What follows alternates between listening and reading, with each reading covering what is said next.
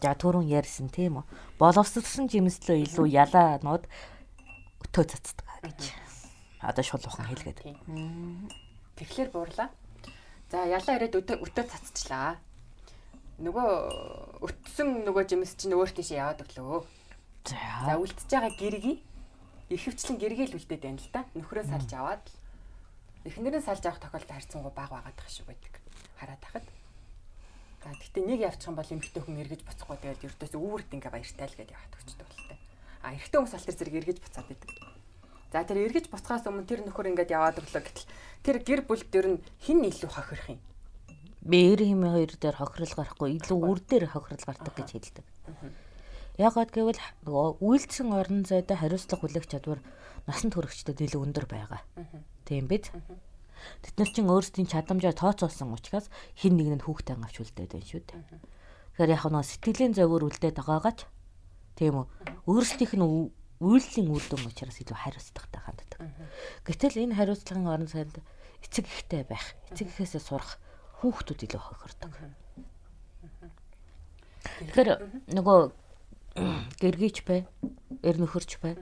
Тэр өтийг цэвэрлэж сурмаар байна. Өөрөөр хэлбэл гэр бүлээ хадгалж үр жимсээ нандинаж сурмаар байгаа юм. Тийм биз? Өөртөө боловсрлоо гэдгийг үнэлдэг болгомоор байна. Тэгэхээр одоо за нөхөр нь одоо ингээд өтөөд ингээд яваад өглөө. Өөр ялаа руу. Тэгэхээр тэн дээр одоо тэр гэргийн хүний буруу одоо эсвэл тэр эрэгтэй хүнийх нь буруу гэж үзэх үү? Эсвэл нөгөө нэг өтөө цаацсан нөхрийн буруу гэж үзэх үү? Энд дээр ер нь ямар нэгэн буруу утгал тэн дээр орж ирэх үү? Чи бодоод үзтээ. Эхнэр өөрөө буруутай байгаад нөхрөө алдчихлаа гэж үзэх үү? Эсвэл нөхөр өөрөөс авсаг учраас өөр ялаад байгаа гэвчлээ гэж үзэх үү? Эсвэл энэ нөгөө хүн хүнийхээ өөрсдийнх нь боловсрал одоо юугаас төвшнгөөс бол. Нэмэгтэй хүнч бай, эрэгтэй хүнч бай. Халдлагад өртөж байна шүү дээ. Өтөнд автаж байна. Тийм үү? Тухайн орон зайдаар тэр өт чинь гинтийн үйл явдлаар ороод ирдэг. Энд дэр цэвэрлэх үйл ажиллагаа дутцсан байна гэж хэлмээр гээд. Тэг яаж цэвэрлэнэ гэж нэг л одоо гэр эрэгтэй ч юм уу эмэгтэй ч юм уу өөр хүнд дурлаад харилцсан багт чи. Яг дурлал хайр мөн үү? Хормон доо. Мөн штэ. Би бол мөн л гэж бодож. Тэр чинь шинэ одоо мэдрэмж ирж байгаа үстэй ингээ хайр дурлал гэртээ тогтож. Харин өтний мэдрэмж ирлээ ш. Өтцөө. Өөрөө хэлэл нэг ялаа яриад өт цацаа хийсэн. За. Тийм үү? Тэнгүүт нь годгоноод гэртээ тогтож чадахгүй годгоноод юм. Тэгэхээр чи нөгөө мод чи өттэй гэд нөгөө живсээ чи хаях гээд шүү дээ. Гэргий чи хаях гээд шүү дээ. Өтийг цэвэрлэхийн гэсэн ойлголт байхгүйгээр хаях юм бол хөөх хэлэлтэйгээр тэр бол өтний амьдрал үүсгээд за тэр өтөнд баг идээд дахиад нэг үрээс нь мод ургадуулсан ч үгүй сунж гэсэн тавилан л уунана. Үгүй бол байнга өттэй зууралдаж амьдрах хөөх хэлэлтэй тавилан үүснэ. Тэгэхээр өөр нь амьдрал дээр хизээ нэг цагт нэг ямар ч хэсэн дор хаяж нэг удаа өтөөл цацагдах нь. Цацагдчихдаг. Ярьж байсан. Бүр бүх цаг үед цацагдчихдаг. Ямар нэг байдлаар. Ялангуяа хэдий чинээ чадварлаг эмэгтэй, эрэгтэй байх тусам төдий чинээ олон удаа ялааны халдлага ирдэг. Гэтэ нэг удаагийн ялааны халдлагыг бүрэн зайлуулчихсан байгаа үед дахин өтөхгүй дархлаатай болчихдог. Хэрвээ олон удаа өтөө цацаад байгаа бол тэр цэвэрлэгээ муу хийсэн байна. Муу хийсэн гэсэн үг. Бүрэн гүйцэд хийж чадаагүй. Бүрэн яаж бүрэн гүйцэд хийхээ мэдээгүй. Хоёулаа тэ дараагийн төвшөнд хүний хөгжлийг удирдаагүй байна гэсэн үг. Ухамжтай юу. Тэгэхээр тэр ерөн заавал цэвэрлэгээ хийх ёстой. Цэвэрлэгээ хийгддэг. Тэрнээс зүгээр өгөөд явуулчихвал болохгүй байх юм байна. Тий, эхний удаа заавал нэг цэвэрлэгээ хийх оролдох жултгаа хийх ёстой. Тэгээ үнэхээр гүндээ ортол утсан бол хаяхаас өөр яах вэ? Гэтэл цэвэрлэгдээд ариусж байгаа хүний чинь хүний авахаас яах өөрөө тариад ургасан чинь. Хүний хөгжлийн дээд үед очлоо гэд илүү нөөлөгтэй, илүү тижээлтэй болж байгаа чанарыг хүндлэхээс өөр яах вэ? Хэрэг тэн дээр ер нь тэр өтцөн нөхөр одоо ингээ авахын аргагүй болоод өтлөө гэж үзвэл хаях хэрэгтэй. Хаях хэрэгтэй. Өөр яах юм? Нэгэнт өттэй зүйлээр амьдрал хийж болохгүй шүү дээ. Тэгээ ер нь эндээс ингээ харахад буурлаа. Тэр өтчөөд ингээ тэр өтөндөө ингээ хорлогдоод толгой нэргээд ингээ яваад байгаа хэрхэн арай илүү тэнэг үү эрэгтэй хүн арай илүү тэнэг муухай байдгүй. Эмэгтэй хүнийг бодвол Хөө адилхан биш. адилхан уу? Адилхан шүү дээ. Яг хөө эрэгтэй хүн чинь бүх цаг үед нийгмийнхээ цөөхөн байдаг учраас илүү олон ялаатай байдаг. Эмэгтэй хүн болгоод нийгмийн олон хойд илүү цөөн ялаатай байдаг арай л асуудалтай. Одоо цагт буурлаа хүмүүс эрэгтэй хүмүүсийн ихэнх нь ингэж яриад байна. Эр хүн гэдэг чинь бол хамгийн мундаг сандаг. Та нар ингээ хараалгаар бүх юмны удирт галбан газруудад эрэгтэй хүн улсаа авч явж гин. Одоо жишээлбэл манай улсын хурлын 76 гишүүний хэдэн эрэгтэй байгаа лээ. Дэлхийн нийтийг харахад дэлхийн том гөрний удирдагчид эрэгтэй хүмүүс байна. Тэгэхээр эрэгтэй хүмүүс илүү ухаантай мундаг. Хүүхнүүд бол тийм биш байгаа үсттэй гэдэг байхгүй. Тэгэхээр гэтэл тэднийг хамгийн одоо ардаас нь түлхүүрдэж байгаа хүмүүс бол гэргийнар нь ихнэрүүд эмэгтэй хүмүүс л байгаа шүү дээ. Сайн зүйл рүү ч явуулахт тэр муу зүйл рүү явуулахтаа ч тэр ард нь дандаа эмэгтэй хүн учир шалтгаан. За гэргээс эхлээд ижи байгаа. Тийм. Маш мундаг ижигээс маш мундаг хөвөн төрж байгаа. Маш мундаг хөвөн хаустуу боловсралтай байхад нь нэг гэргээ очиж аваад тийм үү. Өөнөгдөж төшөөд дараа халдах орон зайгүй болгож хамгаалаж байгаад өндөрлөгт эрхтэй болгож байна. Гэтэл ялаа очиж өтөө цацаад эрхтэн болгож байна. Тийм үү. Тэр эргэтэн болсон нөхрийг чинь нөгөө л хамгаалаж тушиж хайрлаж байгаа эхнэр чинь гэргий чинь тийм үү. Буцаагаад эргэтээ болгож байна.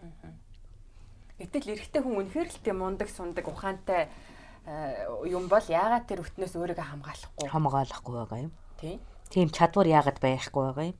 Чадваргүй юм уу? Чадваргүй шүү дээ. Чадваргүй учраас тэг өтөндөө идүүлээд идэм биш үү? Чадваргүй. Яг энэ дээр бол би ирчүүдийг өмөрч чадахгүй. Ягаад бол урд байгаа өгзгийг бацахгүй байж төвчдгөө учраас. Чадваргүйгээ хэлчихье. Тэр угаасаа эр хүний өөрийнх нь мөн чанар уу? Ер нь эргчин гэдэг. Эргчин гэдэг амтэн чинь өөрөө ур удмаа тийм үү? Нөгөө олонлогоор үлдээдэг гэдэг сэтгэхүйгээс яагаад ч ангиж ярихгүй шүү дээ. Хизээч ангиж ярихгүй. Тий. Өөрөөр хэлбэл найдвартай удам угсааны манаач байсан ч олонлогд итгээд байдаг шин чанартай. Одоо илүү олон газар нууцаар чамаагүй зулцэг үлдэх гээд байдаг. Тэгэж байж тухайн удам орших гээд байдаг. Тэр цаанаасаа ерөөсөө байглаасаа ч юм уу тэнгэрээс ч юм уу ялангуяа эрэгтэй амтан тийм үү. Чадвар муутай байх тусмаа хүний орон зайд удман үлдээж хүнээр өсгөх дортой байдаг. Тийм үү? Одоо бодоод үз. Тийм үү? Гүүсэг морийг бодоод үз л дээ. Гүүсэг морь. Гүүсэг морь. Гүйдэг гэсэн.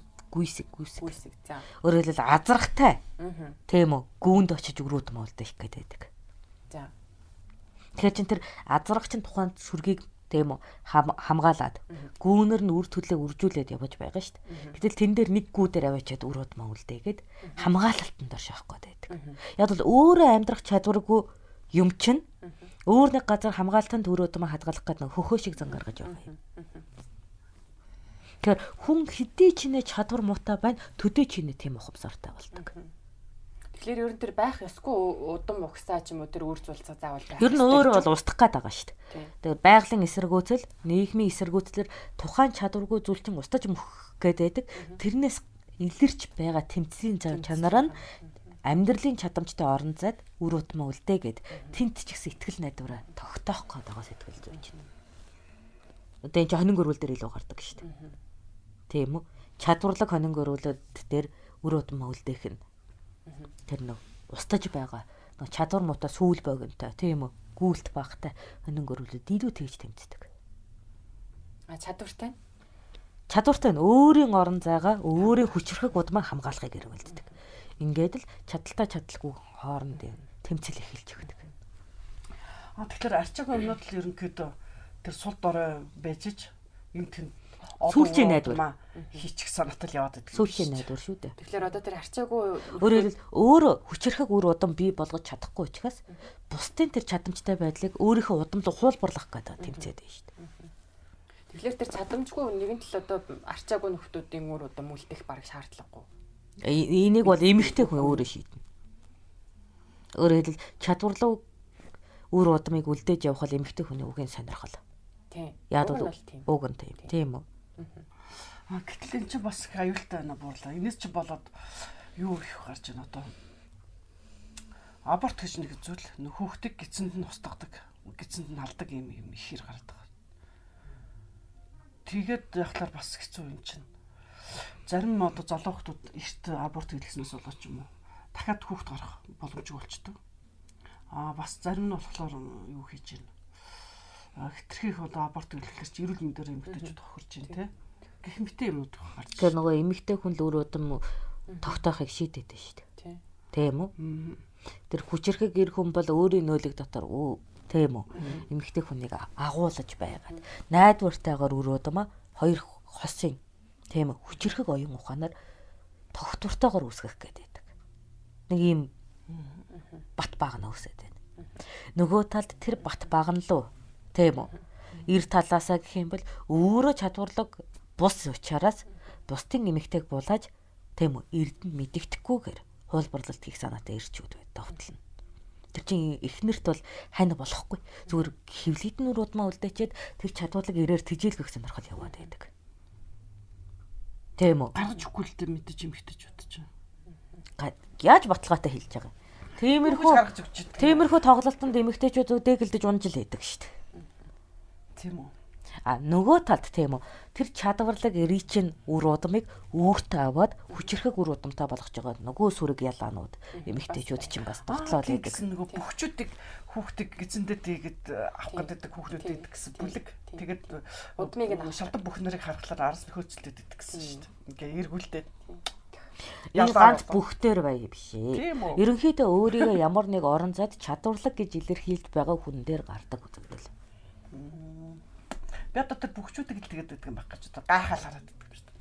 Бүцгэн шалтгаан дээр барилдаад байгаа. Улс төрчид тийм үү? Олон эмэгтэй бай болоод байгаагийн шалтгаан ч гэсэн өөрөө тэр эрх мэдлийн орон зайд чадвартайгаа тодорхой хэмжээнд илэрхийлчихэд байгаа учраас тэд нар чинь довтлох орон зай их байх шүү дээ. Тийм үү. Гэхдээ тэнд чи одоо би хаана гэж хэрэг байхгүй. Намхан царийн мутах юм зөндөл итгэж шүү дээ. Тэгсэн ч гэсэн бас тэрнийг чадвартай гэж бодоод байна зарим. Тийм ухамсар оюуны хувьд тийм үү? Тэр нэг харилцааны хувьд оос узалтай учраас тэр оос узал бүхий хүүхдийг төрүүлэх гээд байгаа. Цус гэж. Сонирхолтой юм байдаг юм байна. Тэгвэл эмэгтэй хүний одоо тэр эмэгтэй ялгаануудын хувьд бол тийм хүсэл сонирхол байна. Тийм. Тэгээ ялангуяа хүүхдийг нь төрүүлчих гэсэн. Тэр бол хурцал бол нэг чухал биш. Хүүхдийг нь төрүүлээд тодорхой хэмжээгээр тухайн хүний хамгаалалтанд орох сонирхол байдаг. Байдаг. Тэтгэмж авах тий. Тэтгэмж авах. Тэтгүүлэх, инрүүлэх, хүүхдээр нь дайламдуулах, шимэгчлэх сонирхол байна. Тэрээс одоо тийм сайхан хүүхэд хэрэгтэй байгаа учраас гэсэн үг бол биш юм байна тий. Яг уу биеийн гоо үзэгслэн сонирхдаг эмэгтэйчүүдэд бол түр хүүхэд авангуудаа ингээд оюун ухааны би өсгөө. Бие бүрдлийн хувьд төгс хүүхэдтэй болчлаа гэд хагдчихдаг тохиолдол байна. Гэтэл оюун ухаан эцгээс нь сонирхож байгаа бол тийм үү? Биехаг өөрөө төлжүүлэх хэрэгтэй шүү дээ. Гоо эмэгтэй байж ухаантай царай муутай эцгээс гоо хүүхэд төрөх тохиолдол чинь гарна үү? Тэр энэ цусны сэлгэц байхгүй юу? Энэ тэмцэл чинь байна. Энийг харин яаж зохицуулах вэ? Та царай муутай унд дургу юм. Дургу маш дургу би. Тэгэхээр нөгөө нэг царайны сайхныг царайны сайхнаар цайсуулдаггүй гэдэг үг чинь хотлоо үг болоод байгаа. Яагаад эмэгтэйчүүд яадаг царай муутай болж болно шүү дээ. Эрэгтэйчүүд царай муутай муухай. Харин би ч гэсэн царай муутай эрэгтэй унд дургу. Царай гэдэг чинь тийм эрүүл мэндийн тодорхойлч шүү дээ. Тийм эрүүл мэндээс гадна одоо нөгөө нэг магадгүй баг сайхан царайтай хүн чинь одоо муухай царайтай хүн чинь бол муу өөлийн үрээр тийм муухай царайг болсон баг шүү. Үгүй би тэгэхээс илүүтэй тэр чинь муухай царайтай хүн чинь миний хүүхдүүд муухай царайтай юмнууд гарна шүү дээ. Тэг ер нь аль тийм. Би хүүхдээ гаргахад бас нэг муухай царайтай юм. Тийм. Үгүй тэгээ бодоод ингээ үзэхлээр чи ямар амар юм бэ? Хичнээн ухаантай байсан ч хамаагүй. Эсвэл тэр эрэгтэй хүн хичнээн оос уутай байсан ч хамаагүйгээр царай л таалагдахгүй эсвэл бие галбар нэг тийм өөсөвтэй энэ төр байвал эмэгтэй хүн таалагдахгүй. Тэгэхээр тэр эмэгтэй хүн өөрийнхөө нөгөө нэг ямар удам өгсөө гарах гэж байгаа чи өөртөө итгэлтэй. Та хоёр өөртөө итгэлтэй эмэгтэй учраас тэр ирэх хүнийг тийм үү царайгаар шинжиж байна. Өөрөөр хэлбэл та нар надаас аятайхан хүүхэд төрнө гэдэгт итгэлтэй байна. За. Ухамжтай юу? Гэтэл тийм итгэл тээгээгүй амтэн чинь л яана. Ойдгаа нөө. Өөрөөр хэлбэл өөрөө итгэлгүй. Би бол угаасаа хүний хаягдал юм аа. Өөрөө олиггүй амтан юм байна гэдгийг мэдэж байгаа үед тэр Шинжээний хэмжээ чинь багасан шүү дээ. Аха. Гэтэл эрэгтэй хүн өөрийгөө хизээч голдоггүй гэх юм байл шүү дээ. Тэр тийм үү? Хизээч би муу эрэгтэй хүн, муухай эрх хүн гэж өөрийгөө боддоггүй юм биш үү? Бодолгүй яадгийн. Бодох. Боддог учраас бусдын эмэгтэй л санаарахдаг ба. Тэгээд байгаа юм уу? Өөрөөр хэлбэл би муухай гэдгээ илэрхийлдэг. Эмэгтэй хүн бол илэрхийлж. Тийм илэрхийлдэг. Эрэгтэй хүн илэрхийлдэггүйгээр л. Боддгийн хувьд боддог. Өөрөө бол тэд нэрийг мэддэг юм байна тийм ээ. Би чадамжгүй би жоохон сул дорой би тийм юм. Тийм учраас хүчрхэг эмэгтэйгээр тушуулмаар байна гэдэг сонирхол бий. Тэгэхээр л энэ чинь эрэгтэй хүмүүс ер нь ихэнхдээ л жоохон эмэгтэй хүнээсээ жоохон юу байгаад идэм шүү. Хамааралтай шүү дээ. Хөхнөөсөө ахуулаад хамааралтай шүү дээ. Эмэгтэй хүнээс илүү эрэгтэй хүн эмэгтэй хүнээс хамааралтай байдаг. Эмэгтэй хүний эрэгтэй хүнээс хамаарах орон зай бага. Эрэгтэй хүний эмэгтэй хүнээс хамаарах орон зай их. Тэгэхээр эмэгтэй хүн тэр орон зайн дээр л тоглолцоо. Энэ дээр л тоглолт хий. Тэрийг нь сайн зайлдаад лоос удаж байх хэрэгтэй. Цэвэр дөрөвнийтэй цэвэрлэгэн дээр ер нь яг яагаад буруу цэвэрлээд эсвэл дутуу цэвэрлээд тэрийг одоо бүрэнгүүц цэвэрлэхийн тулд тийм нэг арга зам байх уу альсвал тэрийг одоо нөгөө нэг суу залраа хатан ухаанаараа тэр нэг олж явах хэрэгжүүлэх хэрэгтэй юу цэвэрлэгийг хийхдээ. Эхлээ сэтгэл зүйн хувьд тийм үү цэвэрлэнэ гэдэгтээ бат итгэлтэй байх ёстой. Тийм бид цэвэрлэх сонирхолтой байж эмэгтэй хүн цэвэрлэгэнд ордог шүү дээ. Шижиглэж байгаа үедээ цэвэрлэгэнд ордоггүй шүү дээ. Тийм бид. Тийм. Цэвэрлж байгаа үед бүр үндэсчлэн цэвэрлж эмэгтэй хүний сэтгэл ханамж үүсдэг. Тэгэхээр эрэгтэй хүнийг цэвэрлэж байгаа бол эхлээд сэтгэл зүйн хувьд бүрэн нариусгаж авна гэдэг л дайрчих хэрэгтэй шүү дээ. Цэвэрлэгдэхгүй эрэгтэй хүн гэж байх уу? Төрөөнийх шүү дээ. Байхгүй. Яагаад төрөөнийх шиг бүр авахын аргагүй утцсан бол тэгээ хаях хэрэгтэй гэсэн чинь. Тэгэхээр тэр эмэгтэй хүний эд шид гайхамшигтай. Яг бүрэн минийх байх ёстой гэдээ дайрсан зүйлээ заавал бүр нөгөө алим нь өтөөд зөөлөн эд нь хагдцсан байсан ч дотроос нь тэр амин үрийг нь аваад ахин бүрдүүлэх чадвартай гайхамшигтай учраас бай. Би эрэгтэй хүнийг цэвэрлэгдэхгүй гэж хэлэхгүй. тэг тэнийг юм одоо өөртөө хохирж байгаа байхгүй одоо бахан залуу хүүхнүүд авчиж байгаа байхгүй. Гэхдээ яг үн чанартай ингээ харахаар залуу хүүхнүүд нь сүлд нь хохирч байгаа. Нэг 10 20 жилийн дараа ихлээр нөгөө ирчүүдэнтэй хөгшрөөл гачин юмнууд толцсон царай зүсэн ч гэсэн гачин. Нөгөө эмхтэй найг үргэлтэлтэй харагдаад байдаг байхгүй. Тэг чи залуу насны жил боловсрсан наснда тийм үү. Нөгөө эмэгтэйжин 35-40 наснда эд боловсрсан бүхнийг таних мэдээд хатуу болоод зөөлнө бүжчихсэн насан дээр тийм үү.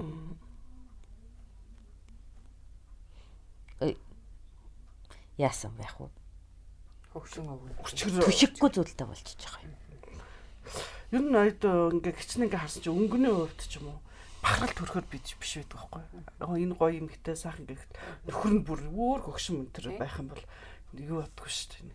Хүндлэх сэтгэл төрдгөө шүү дээ. Эмэгтэй хувьд хүндлэх сэтгэлгүй, эрэгтэй хувьд бол хүндлэх сэтгэлтэй. Эрэгтэй хүн бол тэрийг тэгж хардаг уу тийм ээ? Хөгшин хүнийг аваад явж ийн гэж харах юм. Үгүй залуу их нэртэй байгаа эрэгтэй хүнийг эрэгтэй хүн харахтаа хүндлэх сэтгэлээр хаа. Хүндлэх сэтгэлээр хаад. Чаавас тэр мүү чин аргагүй их л амьдэрч байхгүй юу? Буцаад очиход нь ихнэр чааш нь харуулсан юм чи. Яг үнэ. Тэгээ юу тохиол явж байгаа. Яг гоо эцэн нүүрэндээ би залуух нэртэй л гэж ярьж байгаа болохоос ялгаагүй шүү дээ.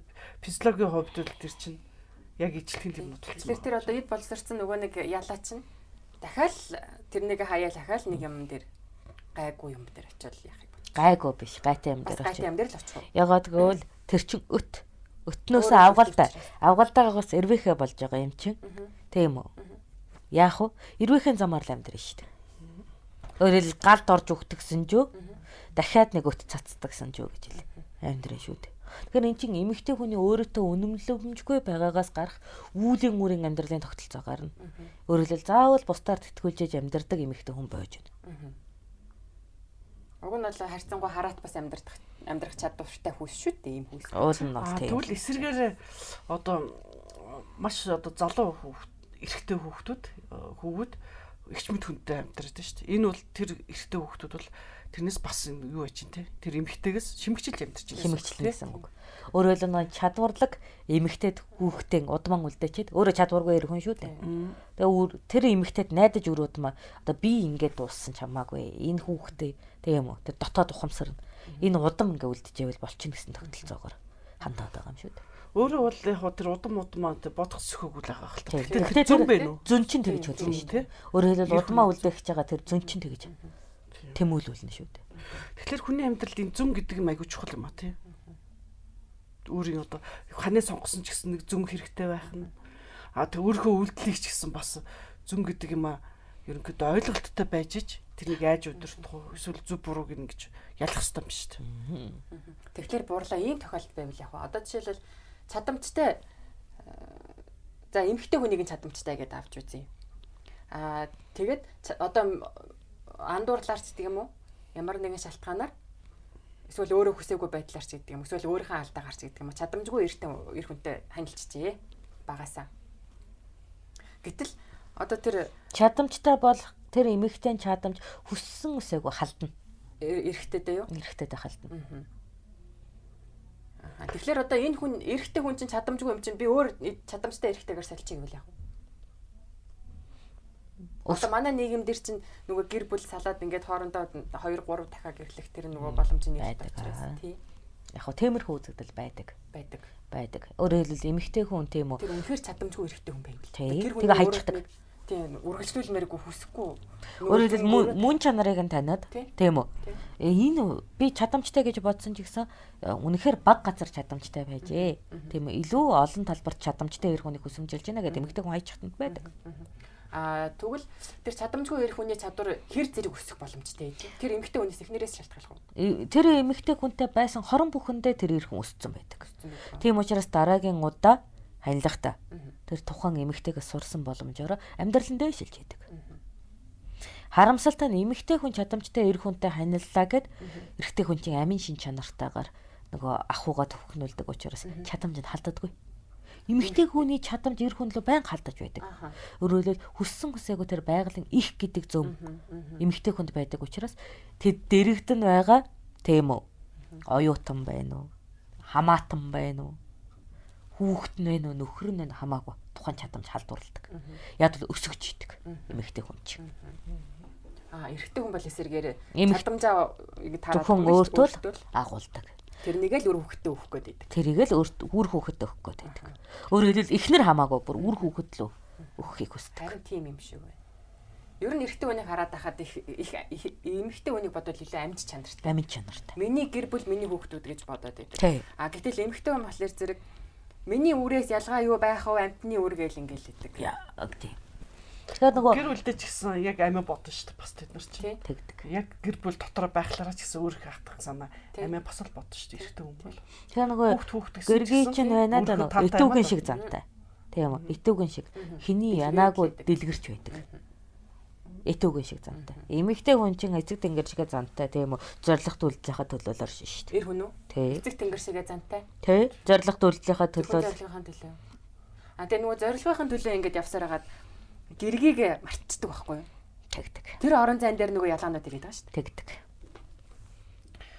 Тэгэхдээ энэ дэр сони юм аа. За бид нар бол ингээ өнгөц хараад шүү дээ дандаа. Царай, цус, алдан, тушаал, иймэрхүү юм ярьсан гэсэн. Энд одоо давхар одоо буурдлын хилдэд байгаа санаа нь болохоор тэр зөнгө дандаа яриад байгаа байхгүй юу? Тэгэхээр би гайхаад байгаа байхгүй юу? Бид нар амьтан юм уу? За амьтан хүн чинь бас амьтан л гэсэн үг. Гэхдээ энэ чинь одоо цаг энэ төр чи одоо яаж зохицуулах болж байна? Ер нь зүн гэж ч одоо өөр юу юм? Тэг чи юм болгон дээр одоо бидний ихэнх хүмүүсийн бодлоор бол зүн гэхэлэр зүн бэлгийн тулаан молоо шиг ингээл хараад тэр байна гэл ингээл эхнэрээ хараал сканертал энэ миний эхнэр ирээдүйн эхнэр мөн байна биш байна. Энэ ирээдүйд тийм гарахлахаас би энэтэй суухгүй гэдэг шиг юм болох гэдэг байхгүй. Тэгэхээр чин зүн бэлгийг бид нэр тэгж ойлгож явах. Та яагаад ингээд зүн гэдэг юм яриад? Зүн гэдэг бол тийм үү? Нэгж амтан болгон дээр тийм үү? Одоо ухамсар сэтгэхүйгээс гадуур амьдрахыг тулгын шаардаж байгаа. Дотоод дуух хоол. Амьдрахыг тулгын шаардаж байгаа. Амьдрахыг тулгын шаардаж байгаа. Дотоод тухай. Тэрийг зүнийг л бис ойлгохгүй юм да яг. Одоо чи байна да. Аюулд ирэхэд өөрөө л ажралтай байхад чи зүн чинь гарахгүй. Зүн гарахгүй юу? Гарахгүй. Гардаггүй. Яг хамгийн гол нь хизээ тохиолждаг гэхээр хамгийн аюултай, хамгийн хэцүү цаг үед чинь чамайг амьдруулахын тулд тийм үү? Чиний амьдрал дууслаа гэхэд өөрөөр хэлбэл хүн чинь эсээрээ цаашид амьдардаг шүү дээ. Тэр нэг жисийн амьдралд хамгийн оновчтой шийдвэр гаргахыг өгүүлж байгаа эд эсийн тэр өгүүлж. Тэр зүүн тэгээд яг биднэрт ингээд хүн болоод ингээд ээжийнхаа хийвлүүдийг бүрэлдэхэд орд байдгүй. Бүр Тэрнээс өмнө бид. тэрнээс өмнө амтан байхаас ч юм байгаа. Одоо бид нар чинь хамгийн одоо нэг амтан байж байгаа л тэгэл хүн бий болоод тэг бүр тэр анх амтан байснаас эхлээд Өөрөөр хэлбэл энэ бол бүх амтанд байдаг зүйл. Тухайн амтан тийм үү устгаж мөхийн эсрэг энэ зөн гэдэг дутаа дуу хоолойтой төрдөг. тэгэхээр бүхэл амьд амтан үрсэж дэлгэрч амьдрах. Өөрөөр хэлбэл тухайн хатуу хэцүү нөхцөл зорилго нь үү хөгжиж байгаа тэр дотоод үйл ажиллагааны зөн юм шүү дээ. тэгэхээр энэ амьдрал гэдэг чинь өөрөө бидний зорилго. Зорилго. Тэгэхээр энэ зорилго бол нөө Тэнгэр эцгийн sayны зорилго гэдэг шиг энэ л зорилго. Яг тэр зорилго. Тэгэхээр тэрийг нөгөө эргэжтэйчүүд авч явдаг учраас ингээд л байгаа юм. Өөрөөр хэлбэл өөрөө амьдрах боломжгүй биет учраас илүү амьдрах боломжтой биетлүү өрөөд маш ахчих шүү дээ. Эр хүн эмэгтэй хүнээс хүссэн хүсээгүй дутуу настай. 10 жил дутуу насалдаг. Яг ингээд эрүүл эмэгтэй хүн наслах, эрүүл эрэгтэй хүн наслахад 10 жил сох дутдаг. Эрэгтэй хүнээс. Гэцүү. Тэгэхээр энэ богино амьдралтай биет чинь тийм үү? Эсийнхээ төвшөнд цаашид амьдрахын тулд энэ урт настай биеттэй харьцаад байна шүү. Тийм учраас л амьж байгаад идэм биш хувиа хичээгээд. Тэрнээс үүсэлтэй. Өөрөөр хэлбэл тухайн амьд биетийн тийм үү? Насчил хэдий ч нэ баг он төдий ч нэ амьд чанартай байдаг. Чи бодоод нүд нэг жис амьтдын амьд чанар ямар өндөр вэ? Тийм үү? Ханиадны вирус, гэдэсний вирус. Тийм. Боломж л байгаа дээр үржих гээд байдаг. Тийм. Боломж л олдвол дэлгэрчээ. Дэлгэрэх гээд байдаг. Өөрөөр хэлбэл тэр боломжийг үүсхийг хүлээх твчих үүсгэх сонирхолгүй. Амьд чанараараа одоо эсвэл хизээч үгүй гэдэг л дээ. Чи хааш юм бэ? Тэр хаана нагаад байгаа юм тэр чинь? Тэр зүүн чинь тэр хаана нагаад байгаа юм? Одоо хүний бие эд нэг жис болгоно ч удамшилт байгаа. Эс болгонд байгаа. Эс болгонд. Сүнснээс харагдах юм үнтэй. Нэг эс болгонд ч юм байгаа. Өөрөөр хэлбэл чиний эсүүд амьдрмаар байгаа учраас чи үзэл бодлынхаа хувьд нийгмийн дарамтанд ороод гутраад тийм амин эгүүтгэмээр энэ эсүүдийн амьдралыг устгамаар санагдаж байгаа шүү дээ. Нөгөө талаас чиний эсүүд чинь амьдрч сүүлчийн мөч хүртлээ дайчлан ажиллахыг хүсэж байна шүү дээ. Энэ хоёр мөргөлдөөн ч байхгүй юу? Өөрөөр хэлбэл нэг эс бүхэн чинь амьдрч тэгээ бэлгийн эс чинь амьдрахыг хүсэж байгаа учраас бусад эсүүд чинь ингээ өгч штэ. Тэгэхэд бэлгийн эс чинь цаашид үр удам болоод ингээ дэлгэрээд өөрийн бүгдлийг бий болгоод явмаар байгаа учраас тэр тулгын шаардлагат чинь зүүн болж ирдэг. Тэгэхээр тэгвэл энэ зөнгөн хүмүүс таних хэрэгтэй байна тийм ээ? Одоо таних чиж мэддэг байх хэрэгтэй мó? Тэгвэл одоо энэ эрэгтэй хүний тэр нөгөө ялаа ирээд өтөө цацглаар тэр тийш явчихад байгаа чинь бас тэр зөнгөөрөө л ингээл нөгөө юм хэлэх гэл. Илүү өргөн хүрээнд өөрийн удмыг үлдээх гээд байгаа л зүүн болох гээд шүү дээ. Тэгэхээр тэн дээр яаж хамгаалаад байна гэхээр тийм үү? Чиний өр удам тухайн тийм үү? Өтт ялаан дээр тижээгдснээр амжилт гэдэг чанар чинь үзэгдэхгүй. Тийм үү? Илүү найдвартай уугуул мод над дээр амжилт чанар чинь бий болно шүү гэдгийг тодорхойлож байж тогтворт байдал өтний цэвэрлэгээ гарч чаддаг. Эс болохын зүйтэй гинэ. Чиний эс бүхэн амьдрахыг хүсэж тийм байна. Заах уу эс бүхэн амьдрахыг хүсэж байдаг гэж бодъё. Гэр бүлтэй зүүн эс бүхэн чинь амьдрахыг хүсдэг учраас чи идэгдэг. Өөрөөр хэлбэл тэд нар өөрсдийнхөө боломжийг эцэслэн дайчилдаг учраас чи идэгдэг. Хэрвээ ийм зөнгөө тийм ээ нэг жисийн тэмүүлэлгүй байсан бол чи маш хурдан үхэх боломжтой. Тэгэхээр бид одоо яах ёстой гэж. Одоо гэр бүл янз бүр юм захлаар тэр зүүн гэдэг юмыг бас мэдчих хэрэгтэй байна шүү дээ. Эхнэр өөрөө зөнгө одоо би одоо нөхрөөсөө салахгүй гэж бодох ч юм уу. Салах нэг л сонир. Тэр чинь зүүн чинь энэ ухамсартай холбоотой байх нь тийм үү? Энэ зөнгөөр ирж байгаа мэдээг чи ямар ухамсар үйл ажиллагаа болгох нь чиний дур. Өөрөөр хэлбэл тийм үү? Илүү найдвартай амьдрах тогтолцоонд итгэж байгаа үед л амьдрал үргэлжилсээр байна. Тэгэхээр гэргий одоо эр хүний сонголтонд гэргий илүү амьдрах чадамж үүсгэж байна уу? Залуу охин эдгээр илүү амьдрах чадамж үүсгэж байна уу? Харьцуулаад үзэх юм бол залуу охин илүү амьдрах чадамж үүсгэнэ л тийш явчихад байгаа ш нөхдүүд. Зүн бол тиймэрхүү асуудал байгаа. Гэтэл гэргий тэн дээр тийм үү? Чи өөрөө тийм үү? Би ч бас амьдрмаар байгаа биет. үр удмынхаа тогтолцоонд илүү найдвартай хоол тэжээл тух нөгөө хамгаалтын орон зайгаараа амьдрах чадамжтай байх уу? Тэндээс бүхнийг эхлэх үү гэж бодохоор чинь миний одоогийн хамгаалт илүү чухал байгаа үед тэгээ задуу охин сонирхохгүй. Ухамжтай юу? Тэгэхээр тэн дээр эрэхтэй. Яг л тэрний хоол тэжээл асуудалтай. Яг л бүх юм шинээр туршигдана. Тийм биз? Тэрний ариун цэвэр бүхнийг ихнээс нь туршиж бий болгох учраас яах вэ? Нөгөө найдвартай гэдэг зүйл чинь залуу охин дээр баг, найдвартай гэдэг тогтолцоо чинь нөгөө боловсрсан гэргий дээр өндөр байгаа биз? Тэгэхээр тэр эрэхтэй хүний зүн тэр шинээр эхлэх үү эсвэл найдвартай дээр үлдэх үү гэдэг дээр зүн ингээ за эрт бий боллоо тийм ээ. Зүн дуу хоолойгоо өгчлөө. Гэтэл тэрнийг яах вэ гэдэг одоо нөгөө нэг шийдвэрийг ухамсар эрхэн хийж байгаа. Ухамсараараа хийн гэсэн үг. Тийм гэсэн. Өөрөөр өөрийн дур болох нь. Өөрийн дур болчихдог. Тэгэхээр хин тэн дээр илүү сайн зайл гаргасан тийм. Өөрөөр хэлбэл найдвартай тогтолцоогоо баталж байгаа гэргээ бол тийм үү өтнөөс нь цэвэрлээд ирээ авчихдаг. А найдвартай тогтолцоогоо үүсгэж чадахгүй байгаа хүн ялаалуу эр хүнээ алдчихдаг. Тийм байна. А энэ чи эмэгтэй хүн дээр байгаа. Тийм үү. Хамгаалалтанд байгаа эмэгтэй хүн илүү аж аргалтай байдаг. Тэгвэл хамгаалалтанд байгаагаа нотлоогүй эр хүн гэргийгээ алдна. Хамгаалалтанд байгаа нотолж чадсан эр хүн гэргийгээ үрд дэрэгтэй юм байлгана. Тэгэхээр гэргийнхэн хамгаалтанд байгаа эр хүн гэж юу? Тэрийг нотлох хэрэгтэй гэж юу? Эрэгтэй хүн? Эрэгтэй хүн ч вэ, эмэгтэй хүн ч вэ? Одоо тухайн нөгөө нэг гэр бүл гэдэг орон зай чи өөрөө хамгаалтын орон зай. Энэ хамгаалтын орон аль нь л үүсгэж байгаа? Эрэгтэй хүн ч үүсгэж байгаа, эмэгтэй хүн ч үүсгэж байгаа. Яг тийм. Тэгэхээр тэрэн дээр байх уу байхгүй юу гэдэг сонголтыг адилхан эрэгтэй эмэгтэй хоёрыг адилхан л гаргах юм. За одоо ингээ бодъё. Одоо би нэг залуу охин сонирхоод явах гээд байна. Тийм үү? Яг л тэр надлуу дохио өгөөд үт цацаад байна шүү дээ. Тэгэхээр үр удам үлдээхээр чинь тийшээ явмаар байдаг. Нөгөө хөвчрөл сэтгэл хөдлөл чинь тийшээгээ дур татагдаад байна. Тийм үү? Гэтэл миний дассан хоолынд байгаад байна. Тийм үү? Унтаж амархад таатай орчинд байгаад байна. Гэнгээ эргэлзээ үүснэ. Яг л анхны үйлдэл хийгээгүй байгаа шүү. За. Яг цацалтын дохио нөгөө өгзөг урдуур эргэлдээд байгаа. За. Тэр бацхгүй юу гэдэг бацхгүй юу гэдэг шийдвэрийн орон зай байна тийм үү? Тийм үү? За ингээд эргэлзэж байна. Энд чинь нилээд хэсэг хугацаанд эргэлзэж ойролцоо 3 сар эргэлзэж ир хүн чинь яг бадалтаа хийдэг байхгүй юу? За. Яг базаа сурцсан бол илүү хурдан тохиолж байна. Анхны үйлдэлээ ярьж шүү дээ. Хамгийн анхны. Өөрөөр хэлбэл гэргийгээс өөр явдал байж болно гэдэг ойлголтыг хийх гээд байгаа.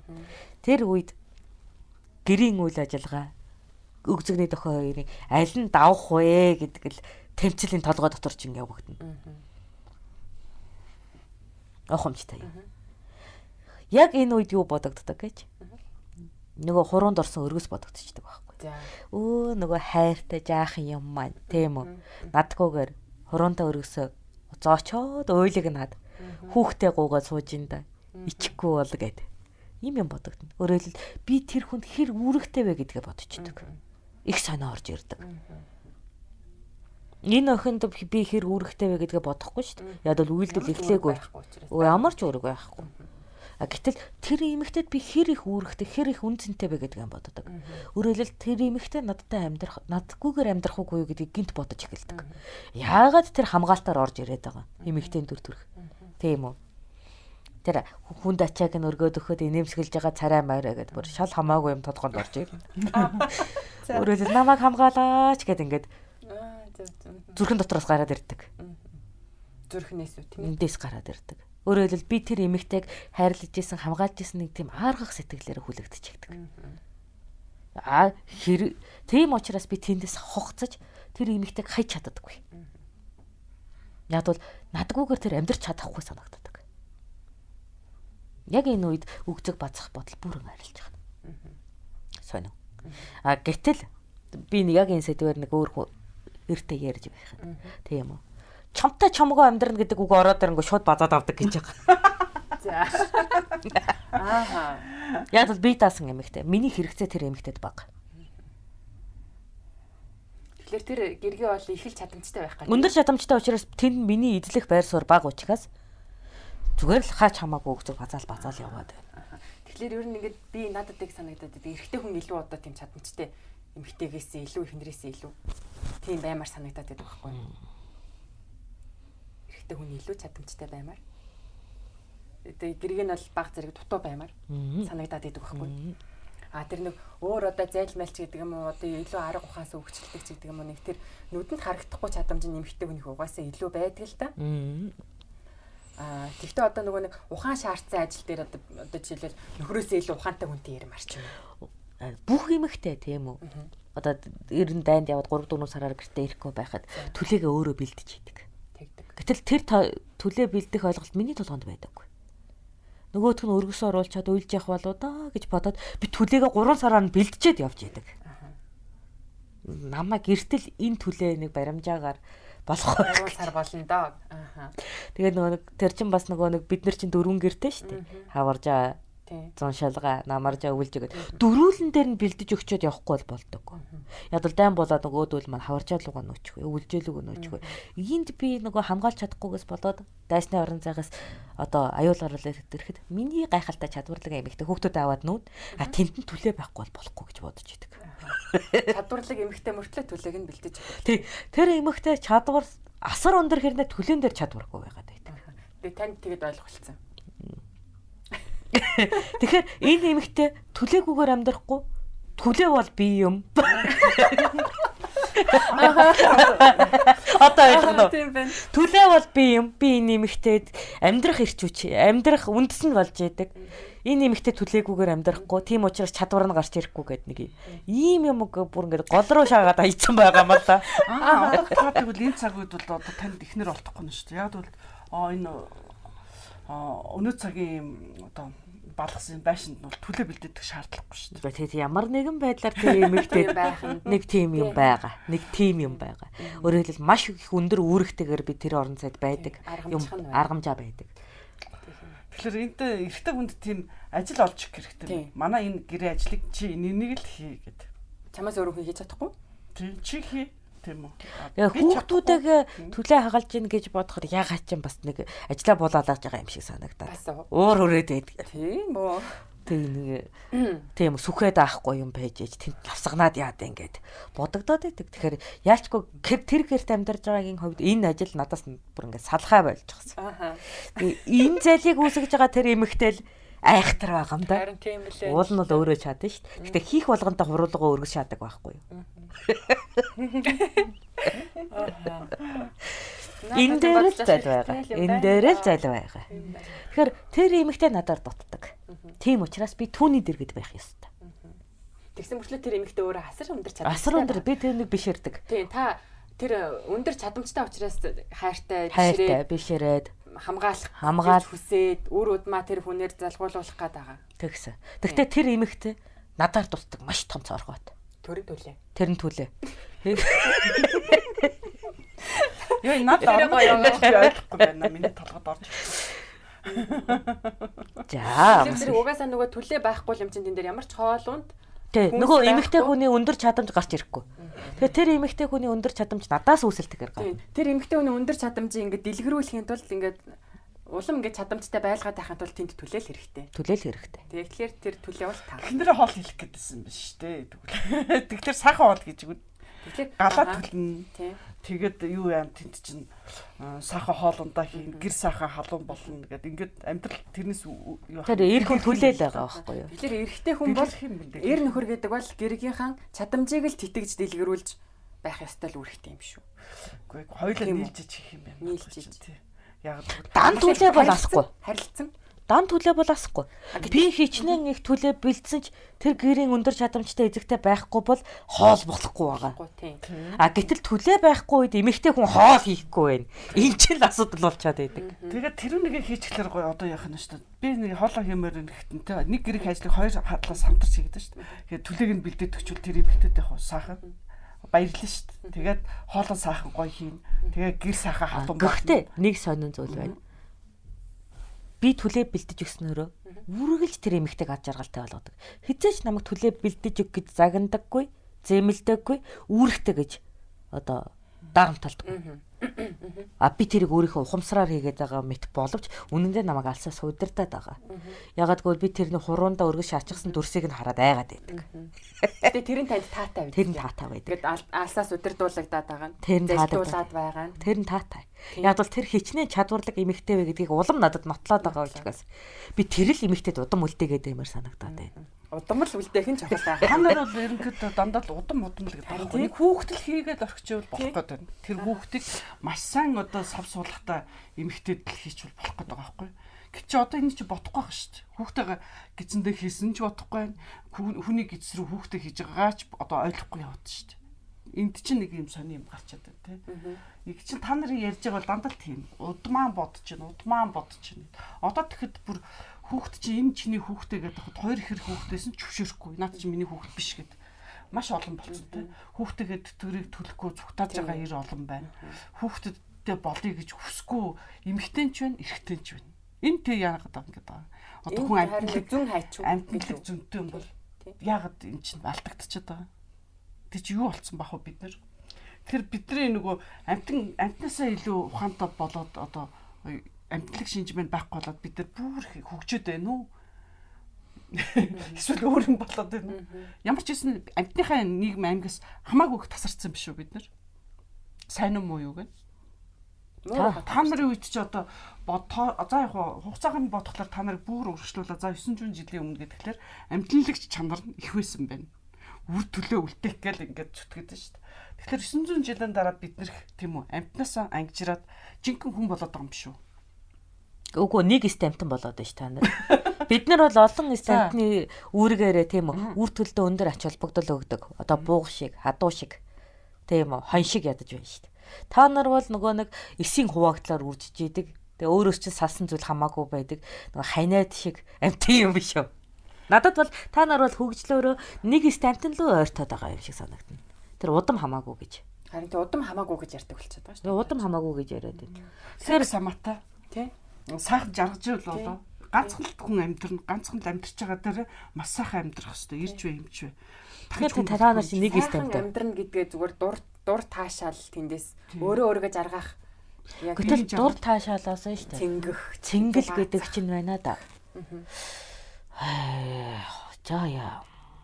За хоолн дээр ярив. Амттай хоол идэх бол цэнгэлээ. За. Тийм үү? Тийм. Амттай бөгөөд найдвартай хоол идэх чинь асар их цэнгэлээ. Мөн үү?